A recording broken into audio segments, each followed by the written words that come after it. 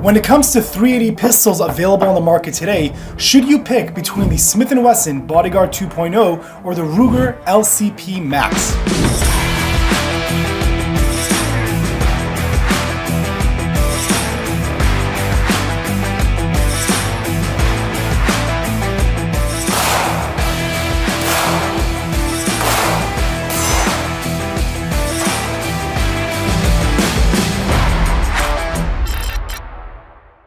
It's very nice to see you guys after somewhat of a break between SHOT Show and everything else going on and getting back to kind of a regular schedule. Before we continue, please consider hitting the subscribe button. We are on the road to 100K and I'm very excited to have you guys along. Right now, I'm going to be comparing two of pretty much the most popular options when it comes to 380 ACP pistols. Now, before we even get started, I know someone's going to ask about the Glock 42, which is another pretty popular option, but Glock in a lot of ways have really been falling behind in the regular technology that other companies have been offering, specifically even at the baseline level of magazine capacity. So although that is an option, and it's not a bad option, I'm just going to be comparing a few of the ones that kind of seem to be pushing the envelope a little bit more, specifically the Bodyguard 2.0 and the Ruger LCP Max. The other reason why I'm specifically talking about the Ruger LCP Max, because there are a few options in the Ruger line, is because this has a few small differences between the other options, which allow it to be a little bit more modifiable. So I want to go through the basic specs about both of these pistols, give you a rough overview, talk to you about my experience between both of these guns, and ultimately I'll give you my opinion on what I think might be a better option for you to choose when it comes to this style of micro carry pistols.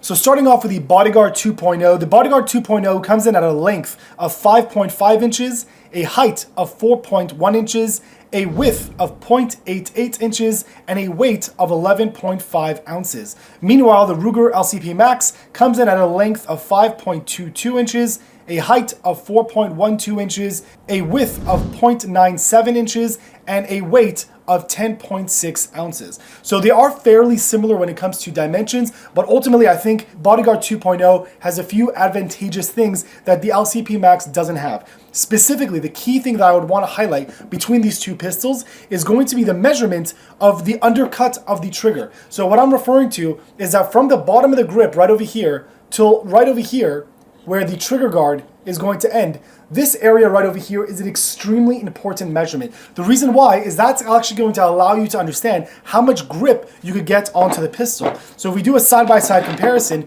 you can see that the undercut by the Ruger is significantly smaller than the undercut by the Bodyguard 2.0. Again, this is very important because with the Ruger LCP Max, when I hold it over here, this area allows me to get a max of 2 fingers in length. Now, even if I add their magazine, which gives me a little bit more space to be able to work with, right? I'm just teetering the edge. And me personally, I'm of the opinion that I want the grip length to be consistent. I don't want it to be that I'm kind of relying on the magazine to be the primary thing that's going to give me that additional grip. The primary reason why is that if I'm going to be able to do a reload and suddenly I slam my finger and it pinches up on my finger over here, which has happened to me plenty of times, or you have to just get into the habit of making sure your fingers are out of the way when you're inserting the magazine, because then also your finger might want to naturally drop down because now there's a gap there.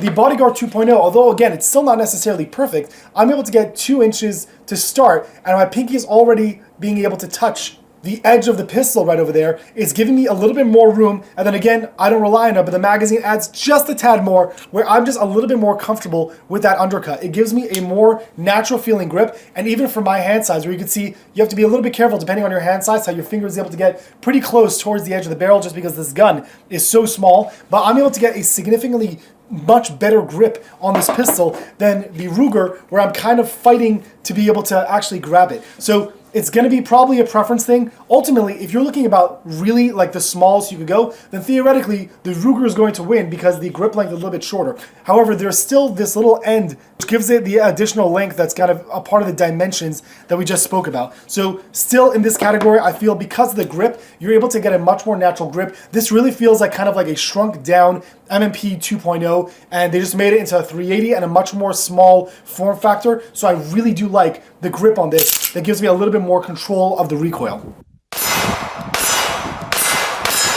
That additional grip length also makes it significantly more important when it comes to if you're planning on shooting with gloves outside in the winter, as well as also, again, that grip length, since you have more control of the recoil, this gun is small. Even though the ammunition was made smaller as well, it's still snappy. It's like it's still able to be a snappy gun because the gun is small. With the Bodyguard 2.0, since I have more of that control of the grip versus the Ruger LCP Max, this was very, honestly, it was very uncomfortable to be able to shoot. There was a few times that I started taking B-roll footage. It was really cold outside, and every time the gun went off and your fingers are kind of like worn from the cold weather, it was really just uncomfortable to shoot. This was significantly better, again, because since I had more control of the grip, I just felt I had more control of the recoil, and just the experience was much better than the Ruger LCP Max. Both of these guns were somewhat designed in a way where you really can't make any modifications. They both don't have a rail on the front of the gun to allow you to add a flashlight. They're not optics cut, which means this was really simplified and made as basic level as possible so that it could just be as slim and form factoring as possible. These guns are tiny. Just for comparison, you're able to really make this disappear into your hand. They're really small guns. So a lot of people are considering this when it comes to pocket carry as an example. I don't know if the Ruger LCP Max comes with a safety option on the gun itself. However, at least in my state, which is a restricted state, it is mandatory to be able to ship with the actual safety. So if you're going to be someone who decides to pocket carry, which personally I'm not really a fan of, you do have this mechanical safety right over here that you could toggle on and off, and you could have that kind of as an additional safety for your gun. It is ambidextrous, which means the safety is available on both sides of the firearm, depending on what you want to do with it. And that's going to be something you might want to consider as well, depending on what you're looking to do with the gun. Both of these guns come with a magazine capacity of 10 rounds of 380 ACP, as well as the addition to be able to add another magazine, which is with an extension that allows it to go to 12. So for capacity, they are even in their options. 380 ACP, although it's slightly smaller than 9mm, if you do a quick comparison, this one right over here is going to be the 9mm, and this is going to be the 380 ACP. So you can see a very small difference when it comes to size. And with the technology available for ammunition, Hornady is offering a critical defense round for both the 9mm and for the 380 ACP. The 380 is coming in at a 90 grain projectile, and the 9mm is coming at a 115 grain projectile. So again, there are those options out there if you want this to be a defensive weapon, to be able to use hollow point ammunition. So both of those have that option available, and they both seem to function and cycle properly with the ammunitions available. Now, going back to the modification aspect, since the Ruger LCP Max, this is one of the reasons why I chose to use this gun in the comparison, you are able to modify or replace the sights on the gun. It is a push-out design, as well as also for the Bodyguard 2.0, you're able to swap out the sights. From the factory, the Ruger LCP Max does come with pretty nice sights, like there's nothing particularly wrong with them. Again, they are able to be swappable. The reason why from the factory I would give the win to the Ruger LCP Max is that the Ruger LCP Max, the sights are a bit thicker. These guns are really going to be designed to be used within a close quarter situation. They're not meant for long range stuff at all. They're meant for really close quarter stuff. So I prefer that the sights are a little bit thicker, where you kind of have more of the front sight taking up the gap between the rear sight, because since again it's going to be used for close quarters, I want kind of big options available. The Smith & Wesson Bodyguard 2.0, the sights that it comes with are somewhat of like precision sights, which means that the front sight is a little bit thinner and the rear sights are also going to be thinner, which means you could theoretically use this for longer range shots. Like, you're able to do that because it's giving you more of options. For me personally, I don't really prefer that. Again, since it's going to be a close quarter use item, I want to be very bright, very thick, and it just gives me like a quicker way to determine that I'm lined up exactly the way that I need to. So I actually am going to be swapping these out for the excess sights options. When I was at SHOT Show 2025, they were already presenting that they do have new options for the Bodyguard 2.0, which are really nice, very bright, much easier to pick up, thicker than the factory options. Again, I'm not saying that the factory options are bad, just for my preference, I want a brighter, easier option, especially because I can't add a red dot. I want the front sight option to be as quickly able to be picked out as possible so that it's able to be done. Excess sights are able to come in the green and the orange offerings. I went with green because on the color spectrum, red is closer to black than green is, which means green is going to be a little bit brighter to be able to pick up. So I simply prefer to be able to have a quicker, brighter option that I'm able to use when it comes to carry. So again, it is swappable. There are already aftermarket options available for the Bodyguard 2.0. They're able to switch out to depending on your preference. So again, for me, I really like that for the Smith & Wesson Bodyguard 2.0.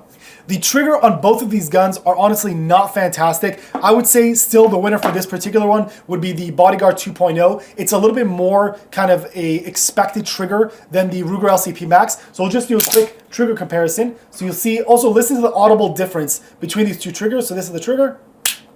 Okay, we'll do the reset. The reset is pretty far when it comes to this gun. There we go. And then that's the gun. And then for the Ruger LCP Max, listen to the trigger on this guy. This is... You kind of hear that springiness. It really feels like you're just using a staple gun every time you pull the trigger on this guy. Listen to the reset. There it is. And then that really long ping at the end of every single time you pull the trigger. So again, I don't think both of them are pretty fantastic. I still would give the win to the Bodyguard 2.0 because it seems more consistent of a trigger. It's a little bit more direct when the trigger is actually pulled and you feel it break nicely. There isn't also that lingering ping, ping. Reality is when you're firing the gun, you won't hear that because there's a gunshot. But still, the feeling of this trigger I think is a little bit better. And I've also heard rumors that there are a few companies looking, because of the popularity of this gun right now, there are a few companies looking to make trigger modifications that might make it a bit better. But again, from the factory, if I had to choose one, it would still be the Bodyguard 2.0 in that category. When it comes to available holsters available on the market, the Bodyguard 2.0 is still fairly new, so the options aren't really significant. The first one that I purchased is going to be from Vetter, but the clip that came from the factory was pretty disappointing because usually they make okay stuff and they're usually the first kind of just pump out holsters whenever they're designed. I'm still going to be waiting for other companies that I like to see if they're going to come out with their own offering. I ended up switching out the clip on this holster for the LAS concealment clip, which made a significantly better difference. It allows it to carry a little bit deeper into the gun so that you get a little bit more concealment because it was riding up pretty high, which I wasn't really happy with. So I'm still not really happy with the offerings that are out there. The Ruger LCP Max, again, it's been around for a little bit longer, so there are definitely companies out there that make more options available for it. So obviously right now, since the Bodyguard 2.0 is fairly new, the winner when it comes to holster offerings will be the LCP Max, just because it's been around for a little bit longer and companies kind of already adopted it, that you're able to choose different offerings that they have. So ultimately, if I had to make a recommendation of which gun I would recommend in 2025 when it comes to the 380 category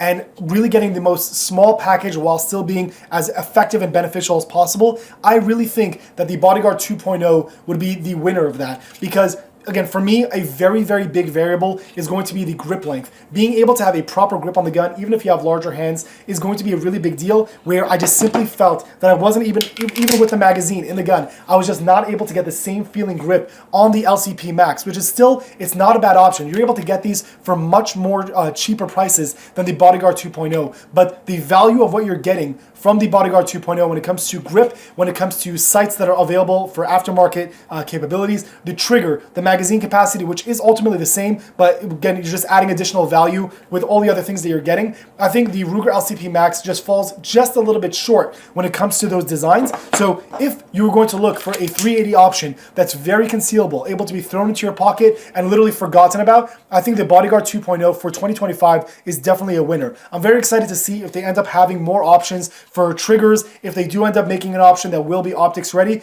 which again, it might be debatable if people want that because the form factor of this guy is just so small and it really makes it a very fun gun to be able to shoot. If you have any questions on this, if you want to see any other comparisons between these two guns or other guns kind of in this category, please feel free to leave a comment in the comment section below and I'll get back to you as soon as I can. This is Raziel Cohn with the tacticalrabbi.com. Thank you for watching.